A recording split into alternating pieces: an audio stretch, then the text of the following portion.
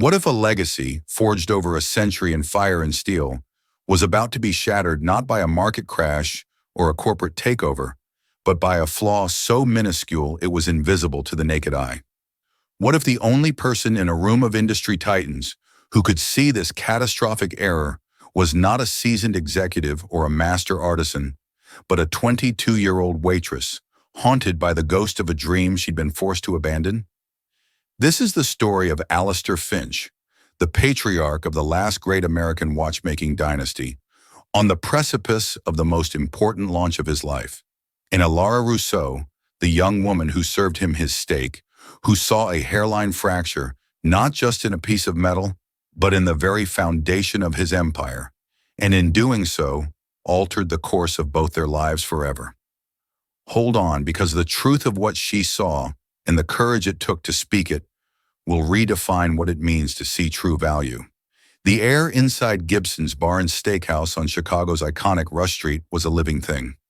It was a thick, smoky blend of expensive bourbon, sizzling prime beef, and the quiet, confident hum of generational wealth. For Alara Rousseau, it was the smell of a gilded cage where she performed her nightly penance. At 22, her life was a carefully balanced equation of exhaustion and anxiety, a ledger filled with her mother's medical bills and the ever-present specter of student loan debt. Just 2 years prior, she had been the star pupil in the Rhode Island School of Design's jewelry and metalsmithing program. Her hands, now calloused from carrying heavy trays, were meant for finer things, for shaping silver, for setting gems, for understanding the secret language of alloys and the precise alchemy of heat and pressure. Her father, a third-generation clockmaker, had taught her that language before she could properly read. He had shown her the soul in a perfectly balanced escapement wheel, the history and the patina of old brass. Then a sudden aggressive illness had stolen his steady hands, and soon after, his life, leaving behind a mountain of debt that had forced Alara to trade her jeweler's loupe for a server's apron. Every evening, she moved through the labyrinth of mahogany tables, her smile a polite, impenetrable shield. Her uniform, a starched white shirt and black trousers, was her armor. But her shoes were the true storytellers.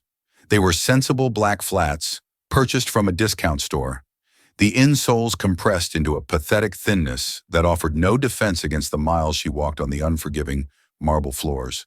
The dull ache in her arches was a constant, throbbing reminder of the chasm between the life she was living and the one she had lost. She served men who casually ordered bottles of Screaming Eagle Cabernet that cost more than her and her mother's rent for 3 months. Tonight, the magnetic north of the restaurant was Booth 14, a deep, circular leather sanctuary permanently reserved for Alistair Finch. His name wasn't just known in Chicago, it was a part of the city's very fabric. Finch and Sons, founded in 1888, was the last bastion of true American horological craftsmanship. In a world dominated by the Swiss and the encroaching tide of smartwatches, Finch and Sons made mechanical masterpieces, timepieces that were heirlooms the moment they were boxed. Alistair Finch, at 72, was a man carved from granite and regret. He was a craftsman who had been forced by time and tide to become a CEO. His eyes, the color of a winter sky over Lake Michigan, held the fatigue of a man who had fought too many wars against cheaper, faster, and easier. He was not flamboyant like the crypto billionaires or the tech wunderkinds who sometimes drifted into his restaurant. He was old money, old industry, old standards. Tonight, his booth was a command center. To his right sat Marcus Thorne, his executive vice president of production. Thorne, a man in his late 50s with a predator's smile and a suit that seemed shrink-wrapped to his frame, had been with the company for 30 years. He was smooth, ambitious, and the architect of the company's recent, aggressive modernization.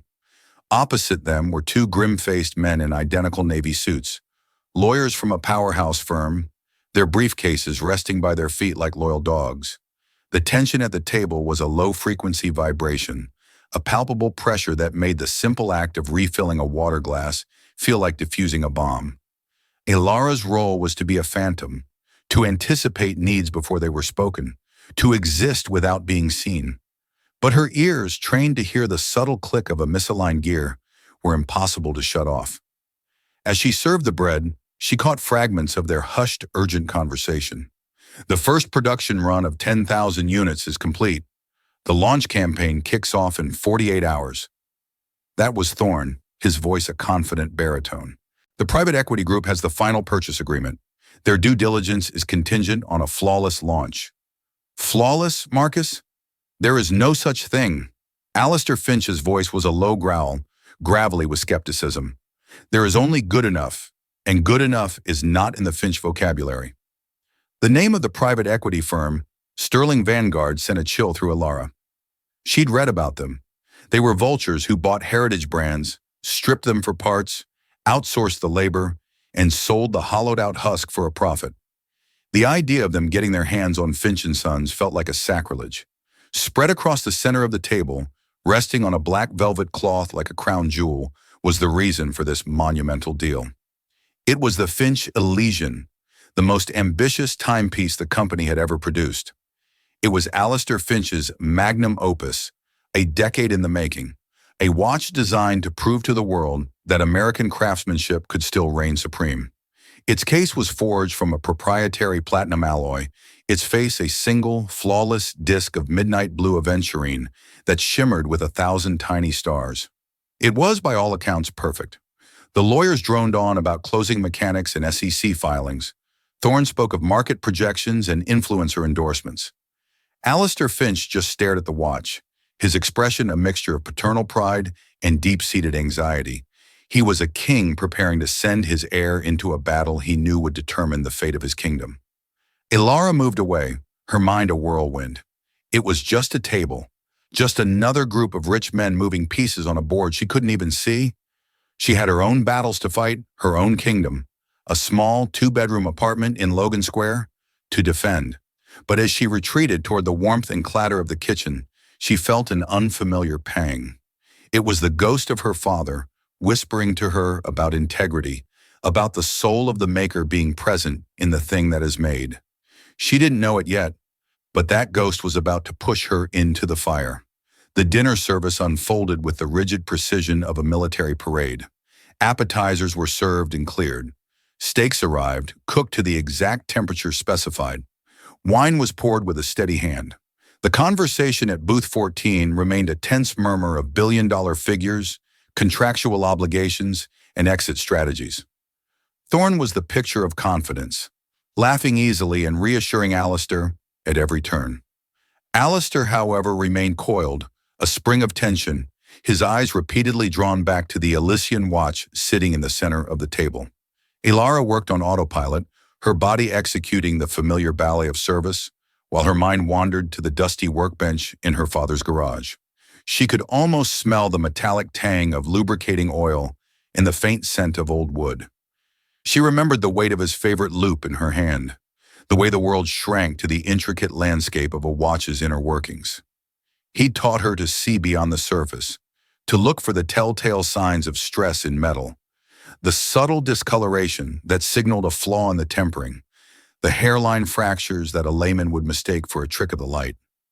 "The metal always tells the truth, Alara," he used to say, his voice thick with a French-Canadian accent. "You just have to be patient enough to listen." It was time to clear the main course. The lawyers had devoured their meals, but Alistair had barely touched his filet mignon. His focus was entirely on the conversation with Thorne. "The new forging process has been a complete success, Alistair," Thorne was saying, dabbing his mouth with a napkin. "We've cut production time by 15% and material waste by half. The cases are stronger, lighter, and absolutely perfect. Our quality control team signed off on every single unit." "Your quality control team is new, Marcus," Alistair countered. "They were trained on your new processes. My old guard, the men who have been with me for 40 years, they are not so easily convinced. With all due respect, Alistair, your old guard is resistant to change. We have to evolve to survive. Sterling Vanguard understands that. They are impressed with our efficiency." As Alara leaned in to retrieve Alistair's plate, the overhead spotlight caught the Elysian watch at a precise angle. For a fraction of a second, a sliver of intense light raced across the polished bezel. And in that fleeting moment, Alara saw it. It wasn't a scratch. It wasn't a smudge. It was a line. It was an impossibly fine, ghost-like filament. no thicker than a spider's thread, running from the base of the top right lug and disappearing under the edge of the sapphire crystal. To anyone else, it would have been an optical illusion, a reflection from the faceted crystal. But Elara saw it for what it was. The color was infinitesimally different from the surrounding platinum, a duller, slightly grayer hue. The light didn't dance on it, it was absorbed by it. Her breath caught in her chest. Her hand holding the heavy plate froze mid-air. It was a micro-fissure, a stress fracture. A memory, sharp and visceral, struck her like a physical blow. She was 16 in her father's workshop. He was showing her a beautiful, antique pocket watch case he was restoring. He pointed to a nearly identical invisible line. "See this?" he'd whispered. "This is what happens when you rush the annealing process. You heat the metal too fast or cool it too quickly to save time. It looks perfect, polishes up like a mirror. But the internal structure is compromised. It's brittle. One good knock, a change in temperature, and crack." He had tapped the case lightly with a small brass hammer, and a visible fracture had instantly bloomed from the faint line, shattering the beautiful engraving. "It's a catastrophic failure waiting to happen," he had said, his eyes sad. A lie, hidden in the metal. Elara straightened up, the plate feeling like it weighed 100 pounds. Her heart was a frantic drum against her ribs. It couldn't be. This was the Elysian, a watch with a projected retail price of $50,000. The case material was a new secret alloy developed by Finch & Sons. Their quality control would be legendary. Thorne had just said every unit was perfect. Her, a waitress, second-guessing a team of engineers and metallurgists at a century-old company? It was insane. She looked at the men at the table. They were arguing now about the marketing slogan. They were focused on the image, the brand, the deal. They weren't looking at the thing itself, not with a maker's eye. Their gaze slid right over the beautiful surface, blind to the lie hidden within. Elara backed away from the booth, her mind a chaotic storm. Say nothing. That was the smart choice, the only choice. Interrupting this meeting would be professional suicide. They would laugh at her. She would be fired on the spot, probably blacklisted from every fine dining establishment in the city. The sheer, unmitigated arrogance of it, a girl who serves their coffee, presuming to know more about their product than they did. She turned and walked toward the kitchen, her legs feeling disconnected from her body. But her father's words echoed in her ears, a lie hidden in the metal. She knew what this flaw meant. It wasn't just cosmetic. A watch case protects the delicate, intricate movement inside. Hundreds of tiny, precision-engineered parts working in harmony. A compromised case meant the watch wasn't water-resistant. A change in pressure or a minor impact could shatter it. It meant that every single one of the 10,000 units Thorne had just boasted about was a $50,000 ticking time bomb. The recall would be catastrophic. The financial loss would be staggering. But the damage to the Finch & Sons name, a name built for 130 years on the promise of perfection and durability, would be absolute. It would not just kill the deal with Sterling Vanguard, it would kill the company itself. Alistair Finch's legacy would be a decade of work culminating in a fraud. Her eyes flickered back to Alistair. She saw the deep lines of worry etched around his eyes, the way his hand rested near the watch, almost protectively. He was a craftsman. He deserved to know the truth. This felt like a betrayal aimed directly at him. Thorne's words about the new process and efficiency suddenly sounded sinister. Had he cut corners to impress the equity firm? Had he silenced the old guard, who might have raised objections? Elara stood paralyzed at the service station, clutching a water pitcher, her knuckles white. She could turn away, finish her shift, collect her meager tips, and go home to her worried mother. In 48 hours, Alistair Finch's world would implode, and she would be just another anonymous face in the city, reading about the downfall of a titan. Or she could risk her job, her dignity, and her anonymity on the ghost of a lesson learned in a dusty workshop. She could step into the fire. The decision felt like stepping off the edge of the Willis Tower, into the vast, terrifying emptiness, hoping she had remembered how to fly. For what felt like a lifetime, Elara remained frozen, trapped between the instinct for self-preservation and the undeniable scream of her conscience. She mechanically went through the motions, refilling water glasses at a neighboring table, her hands steady while her insides churned with a nauseating cocktail of fear and resolve. She was a nobody, an anonymous cog in the service industry machine. To these men, she was as much a part of the restaurant's furniture as the chair she occasionally dusted. To speak up was to invite ridicule and ruin, but the image of that hairline fracture was seared onto the back of her eyelids. It wasn't just a flaw in a product, it was a moral flaw.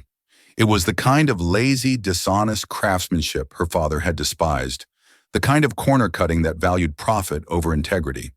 To let it pass felt like a betrayal of his memory, a betrayal of the very principles that had once been the guiding stars of her own life. She glanced again at Alistair Finch. He was holding the Elysian now, turning it over in his hands with a jeweler's reverence. There was a profound sadness in his posture, the look of a man who had built a cathedral but was now being forced to sell off the stones. He was surrounded by his highest-paid advisors, men whose entire purpose was to protect him, and yet in that moment he looked utterly alone, blind to the dagger aimed at the heart of his life's work. Damn it all. With a shuddering intake of breath, she set her shoulders. Her heart hammered against her ribs like a trapped bird. She picked up a polished silver coffee pot from the service stand. It was a prop, her excuse, her key to enter their fortified world for the 30 seconds she would need. Her hand trembled, causing the dark liquid within to slosh almost imperceptibly. She began the long walk across the dining room, each step a deliberate battle against the screaming urge to flee.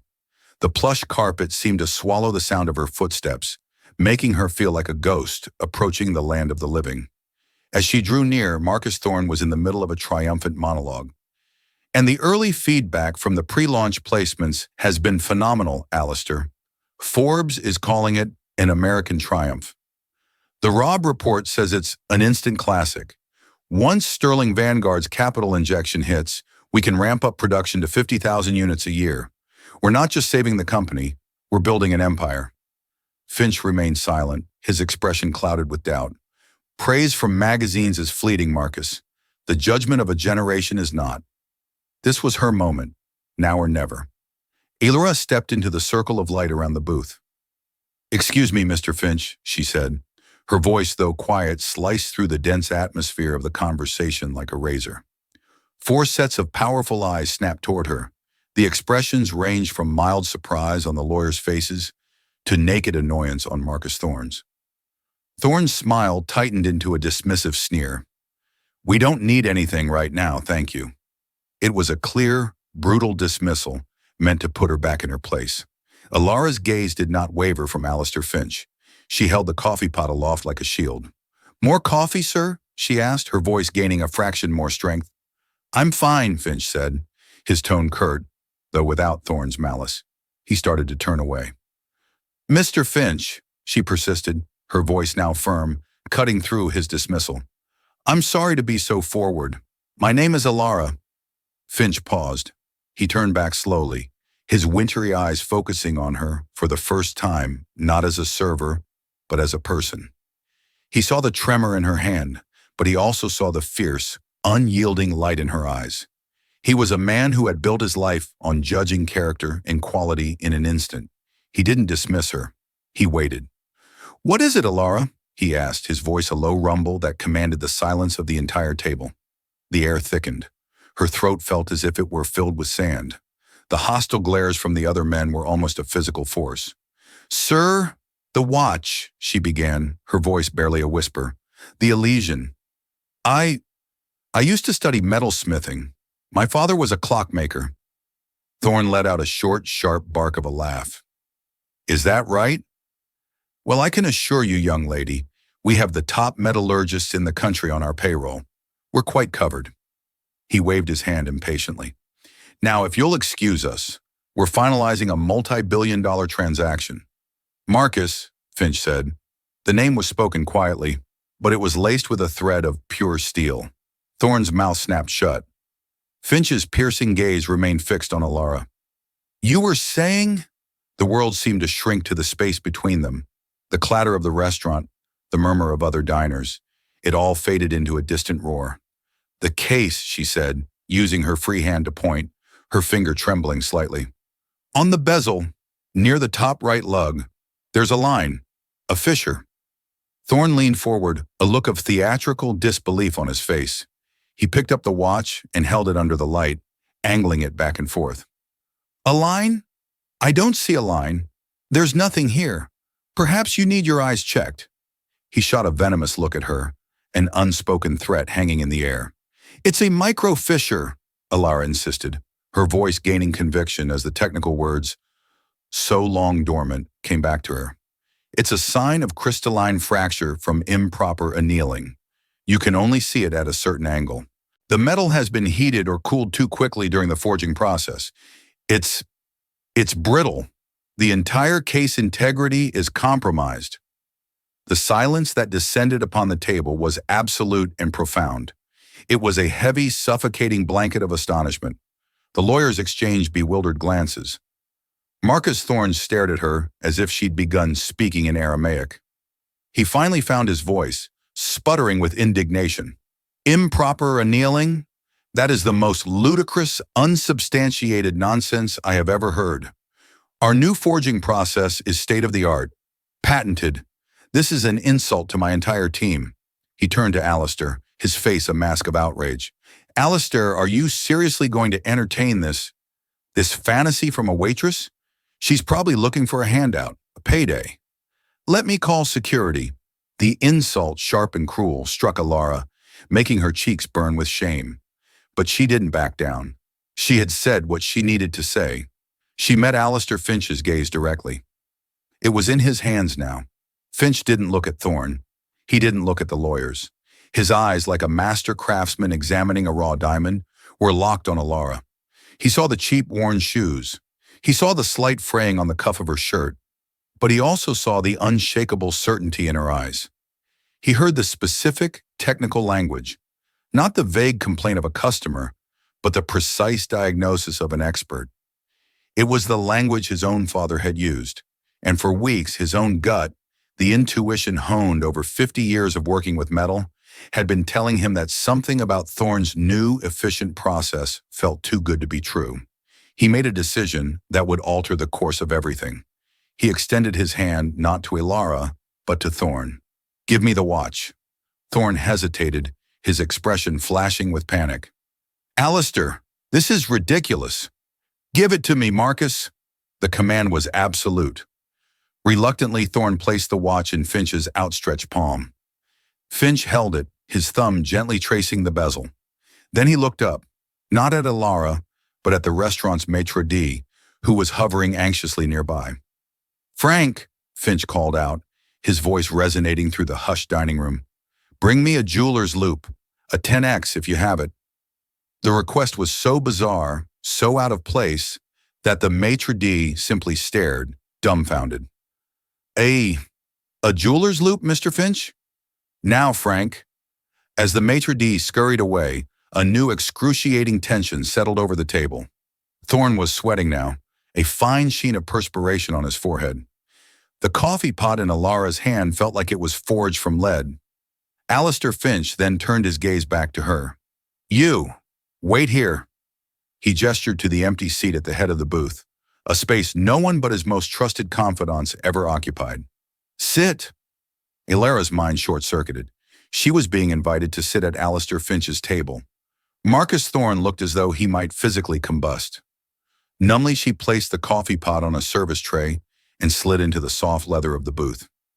Her simple black and white uniform was a stark island of servitude in a sea of bespoke tailoring. The entire restaurant was now watching, sensing that they were witnessing not just a dinner, but a corporate drama playing out in real time. The fuse had been lit. The bomb her father had warned her about was about to go off. The 5 minutes it took for the maitre d' to return with a small black jeweler's loop felt like 5 geological epochs. Alara sat ramrod straight in the plush leather booth, her hands clenched in her lap, trying to ignore the furious, hate-filled glare coming from Marcus Thorne. He was radiating a palpable aura of menace, his carefully constructed world teetering on the brink of collapse because of her. The lawyers sat in stunned silence, their legal pads forgotten. now mere spectators at a trial that had suddenly erupted without a judge or jury. Alistair Finch took the loop from the trembling hand of the maitre d' without a word. He ignored the whispers and stares from the surrounding tables. His world had shrunk to the object in his hand. With the slow, deliberate movement of a surgeon, he positioned the Elysian under the table's spotlight and brought the loop to his right eye. Silence. He tilted the watch, minutely adjusting the angle. His breath held. The only sounds were the distant clatter of cutlery and the frantic thumping of Elara's own heart. Then a small, sharp intake of breath from Finch. He didn't move for a full 10 seconds. He just stared, frozen. When he finally lowered the loop, the color had drained from his face. He looked older, frailer, as if the life force had been sucked out of him. The weariness in his eyes had been replaced by a look of profound, soul-crushing disappointment. He had seen the lie. "Well, Marcus?" Alistair said, his voice deceptively calm, a quiet deadliness that was far more terrifying than shouting. Thorne, seeing the look on Alistair's face, began to bluster, his voice a pitch higher than usual. "Alistair, it's a shadow, a polishing compound residue. It's nothing. Our instruments would have detected any structural flaw. It's impossible." "Impossible?" Alistair repeated the word, letting it hang in the air. He slid the watch and the loop across the table to the senior lawyer. "You take a look, Jonathan. Tell me what you see." The lawyer, a man accustomed to the abstract world of contracts, fumbled with the loop. He squinted through it, his face inches from the watch. After a moment he looked up, his expression grim. I see it, Alistair. It's a line. Very fine, but it's there." Thorne's facade of outrage finally cracked, revealing the raw panic beneath. "He doesn't know what he's looking at. This is a conspiracy. She must have been sent here by a competitor to sabotage the launch." He pointed a trembling finger at Elara. "Who are you working for?" Before Elara could even process the wild accusation, Alistair Finch slammed his open palm down on the mahogany table. The crack echoed through the restaurant like a gunshot, silencing every conversation. "Enough!" he roared, his voice filled with the fury of a betrayed king. The force of it made everyone at the table flinch. He turned his glacial eyes on Thorne, and the executive visibly shrank back into his seat. "You talk of conspiracies, Marcus?" Alistair's voice dropped to a low, venomous snarl. "Let's talk about your new, efficient forging process. The one you rushed into production against the advice of men who have forgotten more about metallurgy than you will ever know. Let's talk about how you cut the annealing cycle time by a third to meet an arbitrary deadline set by a pack of corporate vultures." He knew, Elara realized with a jolt. He had suspected it all along. He just didn't have the proof. He hadn't been able to see it, until now. "This isn't a flaw, Marcus," Alistair continued, his voice raw with pain. "It's a signature. It's the signature of your greed and your impatience. You have taken my family's name, my father's legacy, and you have poisoned it from the inside out." He leaned back, the fire in his eyes banking into cold, hard embers. He looked at his lawyers. "The deal with Sterling Vanguard is dead. Inform them immediately. The launch is canceled. Issue a stop work order on the entire production line, effective now. And Jonathan," he added, his gaze flicking to Thorne, "I want you to prepare a lawsuit against Mr. Thorne for gross negligence and corporate fraud. He is to be escorted from the premises of Finch & Sons first thing in the morning. He is not to touch his computer. He is not to speak to anyone. Is that clear?" The lawyer simply nodded, his face pale. Marcus Thorne sat as if turned to stone. His face. The silence that descended in the wake of Alistair Finch's departure was a physical entity, a vacuum that sucked the air from Elara's lungs. It was heavier than the stares of the other patrons, more deafening than the frantic, whispered conversations that immediately erupted around them. Marcus Thorne remained slumped in the booth, a man carved from wax whose inner flame had been extinguished. His face, once a mask of predatory confidence, was now a slack, gray portrait of ruin. The muscles in his jaw worked silently, chewing on the ashes of a 30-year career. He did not look at Elara. To acknowledge her would be to acknowledge the fulcrum on which his entire world had just violently pivoted and shattered. He was a ghost at his own wake, Ilara felt a dizzying sense of dislocation, as if she were watching a film of someone else's life. The expensive leather of the booth felt cold and alien against her skin.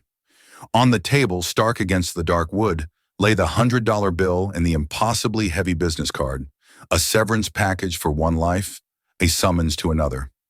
The maitre d', Frank, approached the table with the trepidation of a man entering a blast crater. He cleared a single, untouched water glass, his movements clumsy, his eyes refusing to meet either Ilara's or Thorne's. The entire restaurant staff moved around booth 14 with a new superstitious reverence, as if it were now a cursed space. Slowly, her limbs feeling as though they were moving through deep water, Ilara slid out of the booth. She took the business card, its crisp edges a sharp, definitive reality in her trembling hand. She left the $100 bill. To take it would feel wrong, like accepting payment for a eulogy. This was never about money. It was about a lie hidden in metal. As she walked toward the employee changing room, the ambient noise of the restaurant returned, but it sounded different now. Distant and muffled, the soundtrack to a world she no longer fully inhabited. Her coworkers averted their gazes, a mixture of awe, fear, and pity in their expressions. She had broken the cardinal rule of service. She had become visible. She had not only spoken to the gods, she had passed judgment upon them, and one had been struck from the sky. In their eyes, she was no longer one of them. She was something other, something dangerous. The journey home was a surreal dreamscape. The biting November wind off Lake Michigan felt real, slicing through her thin coat, but nothing else did.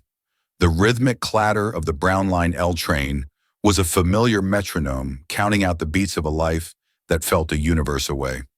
She stared at her own reflection in the darkened window, a pale, wide-eyed ghost superimposed over the glittering, indifferent lights of the city. Who was that girl?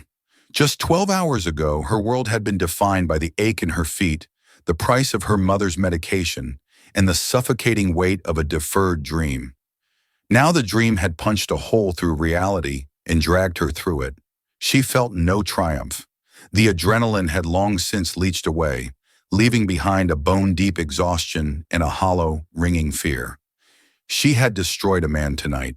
Whatever his sins, Marcus Thorne had a life, a family perhaps, a history that she had irrevocably incinerated with a few whispered words. And for what? For the integrity of an object she could never afford, for the honor of a man she did not know. Was it courage, or was it a catastrophic, arrogant folly? Her father's voice echoed in her memory, not with praise, but with his constant, gentle warnings about the weight of knowledge. To see the flaw is to own the responsibility for it, Ilara. You cannot unsee it. When she finally let herself into the small, quiet apartment in Logan Square, her mother was waiting up, a book lying open in her lap, her face etched with the familiar lines of worry. "Lara, you're so late. Is everything all right?" Ilara looked at her mother, the woman for whom she had sacrificed everything, and the dam of her composure broke. She didn't tell her the story. The words were too large, too unbelievable to fit in their small, quiet living room. Instead, she just sank to her knees, laid her head in her mother's lap as she had when she was a child, and wept. She wept for her father, for the lost years, for the terrifying, unknown chasm that had just opened before her, and her mother, asking no questions, simply stroked her hair, a silent, anchoring presence against the storm. The next morning, the city was shrouded in a cold, gray mist that seemed to muffle the world. Standing before the monolithic brick facade of the Finch & Sons factory, Ilara felt a tremor of pure, unadulterated imposter syndrome. The building was not a factory, it was a temple. It exuded a gravitas that made her simple, clean clothes feel like a cheap costume. This was the world she had dreamed of, and now, standing at its gates, she felt like a blasphemer. The lobby was a hushed sanctuary of horological devotion. The air itself seemed different, tinged with the faint, clean sense of lubricating oil, polished brass, and old, dignified wood. It smelled like her father's workshop, a scent so deeply embedded in her memory that it brought a fresh wave of grief and longing. On the fourth floor, the world transformed. It was a stunning synthesis of old and new. Sunlight streamed through vast, archaic windows, illuminating a space where master craftsmen, hunched in pools of lamplight like medieval monks, worked alongside gleaming, state-of-the-art diagnostic machines. The quiet hum of machinery was punctuated by the delicate, almost imperceptible clicks and whirs of time being assembled by human hands. Alistair Finch stood waiting, not beside a desk, but beside a scanning electron microscope that dominated one corner of the room. He wore the same clothes as the night before, his shirt rumpled, his face a roadmap of sleeplessness. The titan of industry was gone.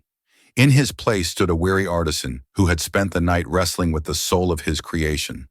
Beside him was a man who seemed as much a part of the building as the old brick walls.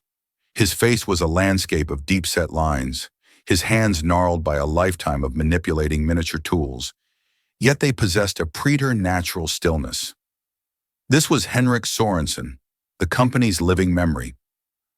Miss Rousseau, Alistair's voice was gravelly, stripped of all pretense. Thank you for coming, he gestured to the older man. This is Henrik Sorensen, our master horologist. Henrik did not offer his hand. Instead, he gave her a long, appraising look, his pale blue eyes magnified slightly by his spectacles. It was not a look of skepticism, but of intense, professional scrutiny, as if he were examining the grain of a rare piece of wood or the fasting on a diamond. The eye does not lie, Henrik said, his voice a soft Danish murmur that was nearly lost in the hum of the room. We have been looking since midnight. You were correct. Alistair gestured toward the microscope's viewing screen. A massively magnified image of the Elysian's platinum alloy filled the display. It looked like a satellite photograph of a frozen alien landscape, and running across it, stark and undeniable, was a dark, jagged canyon, the microfissure. It's a propagation of intergranular cracks, Alistair said, his voice heavy with the weight of the diagnosis. Thorne's rapid induction heating didn't give the alloy's crystalline structure time to normalize during the annealing phase. It created immense internal stress. The surface is polished to perfection, but underneath, it is poison. He pointed to the screen. Every single case we've examined is riddled with them. 10,000 timepieces waiting to fail. He turned from the screen, his gaze meeting Alara's. The raw pain in his eyes was startling. 30 years Marcus was with me. He started in the mailroom. I taught him what my father taught me, or I tried to, but he never learned to listen. He only learned to count. He ran a hand over his face. He saw my legacy as a product to be leveraged, a brand to be monetized. He never understood that it is a promise made in steel and gold and sapphire, that what we make is true. Alistair fell silent, the confession hanging in the air between them. He had not just been betrayed by an employee. He had been betrayed by a man he had considered, in some ways, a son. Alara's discovery had not just averted a business disaster, it had exposed a deep personal rot at the heart of his life. I am sorry, Alara said quietly, the words feeling pitifully inadequate. Do not be, Alistair countered, a flicker of steel returning to his voice. Sorrow is a useless indulgence. Action is required. He led her away from the harsh light of the diagnostic corner and toward his office, a space that was more a library than a corporate suite. Books on metallurgy, physics, and art history lined the walls from floor to ceiling. The only photograph was a black and white image of a younger Alistair and his father, their heads bent together over a watchmaker's bench, their shared focus an almost tangible thing. He did not sit behind his large oak desk. Instead, he remained standing, pacing before the large window that overlooked the main workshop floor. I have spent the last 6 hours dismantling a 10-year project in a $2 billion deal, he said, his voice flat and methodical. The launch is canceled. The production run will be melted down. Every last case, every component. We will absorb the loss. It will be staggering. It will set us back years. But we will not ship a lie. We will start again. He stopped pacing and turned to her, his focus absolute. Last night, you spoke a truth that my entire executive team, with their advanced degrees and six-figure salaries, was either unable or unwilling to see. You spoke it at great personal risk for no personal gain. That is a quality I find myself in desperately short supply of. He walked to his desk and picked up a simple, elegant watch with a worn leather strap. It was not one of the company's modern creations. It was older, simpler. This was my father's watch. He made it himself. It has kept near perfect time for 60 years, not because of its complexity, but because of its integrity. Every gear, every spring, every screw was made with intention. He used to say that a watch is a system of trust. The owner trusts that it will be true to the time. The watchmaker trusts that every component will be true to its function. A single flawed part, a single lie, breaks the entire system. He placed the watch back on the desk with a quiet reverence. Marcus Thorne was a flawed component. He nearly broke the system. I have spent my life safeguarding this company from outside threats, from quartz movements, from smartwatches, from shifting markets. I never thought the greatest threat would come from within. He looked directly at Alara, and she felt the full weight of his 72 years of experience, of his burdens and his hopes, settle upon her. I have read your academic records from RISD. I have spoken to your former professors.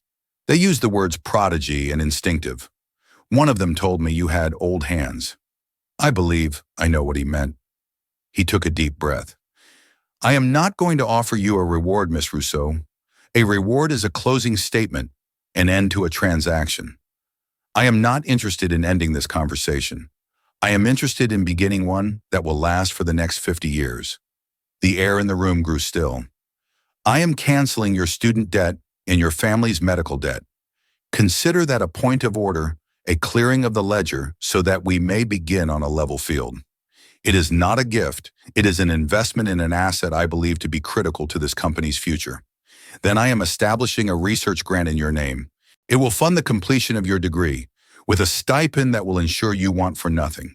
You will have access to our facilities, our archives, our people.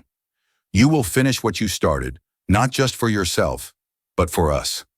Ilara's mind struggled to process the scale of what he was saying. It was a lifeline, a miracle, a fantasy made real. Tears pricked at the corners of her eyes, but she held them back. But that is only the beginning, he continued, his voice growing more intense. When you graduate, there will not be a job waiting for you. A job is a set of tasks. I am offering you a purpose. Henrik is 78 years old. I am 72. We are the last of the old guard. We need new eyes. We need a conscience. We need someone who can listen to the metal. I am offering you an apprenticeship directly under me and under Henrik. You will learn every facet of this company, not to run it, but to protect it. Your sole responsibility will be to the integrity of the work. You will have the authority to halt any production line, to question any process, to be the dissenting voice that I have so foolishly allowed to be silenced. You will be the guardian of our promise. He stood before her, not as a CEO offering a position, but as a king offering a sacred charge. The immensity of it was terrifying, a weight far heavier than any debt. He was offering to return her dream, but he was also asking her to carry the burden of his legacy. The tears she had been holding back finally traced a path down her cheeks. The word yes felt too small. She could only nod, a profound, shuddering affirmation that came from the deepest part of her soul. A flicker of a smile, the first she had seen, touched Alistair Finch's lips. It was a small, weary thing, but it was genuine. Good, he said softly. Then our work begins now. He did not lead her to a design studio or a boardroom. Instead, he and Henrik led her away from the main workshop, down a quiet, dusty corridor to a door with a simple brass plaque that read, Archives. The room inside was not an office. It was a watchmaker's ghost. In the center of the room, draped in a canvas cloth, was a single heavy wooden workbench, scarred and stained with the oils and chemicals of a lifetime of work. Finch gently pulled back the cloth. Laid out on the worn wood was a complete set of staking tools, their steel heads gleaming softly in the dim light. Beside them was a familiar battered brass loop and a set of tweezers worn smooth from use. The wooden handles of the tools were dark with age, polished to a deep patina by the grip of a hand she knew better than her own. It was her father's workbench. After he passed, Alistair said, his voice gentle. We heard his workshop tools were being sold at an estate auction. Henrik went himself. He said it was a crime for a master's tools to be scattered to the winds. They belong with people who understand what they are. Alara reached out a trembling hand and touched the handle of a small burnisher, its wood grain as familiar to her as a fingerprint. A sob, sharp and painful, escaped her. It was a sound of grief and gratitude so profound it was almost unbearable. These were not just tools. They were an extension of the man who had taught her everything, the silent witnesses to her childhood, the keepers of her first and most cherished dream. Finch had not just offered her a future, he had, in this single incredible gesture, restored a piece of her past. He had given her back a part of her father. She picked up the brass loop. The metal was cool against her palm. She raised it to her eye, not looking at anything in particular. The muscle memory of the act as natural as breathing. The world shrank to a small, focused circle of light. The dust motes dancing in the air became brilliant stars. For the first time in 2 years, the world felt clear. The dull, persistent ache in her feet, the phantom limb of her waitress's life, was gone. The soul of the maker is in the thing that is made, she whispered, repeating the words her father had spoken to her 100 times at this very bench. Henrik Sorensen placed a gentle, gnarled hand on her shoulder. And now, he said, his voice full of a quiet, profound welcome, the maker has come home.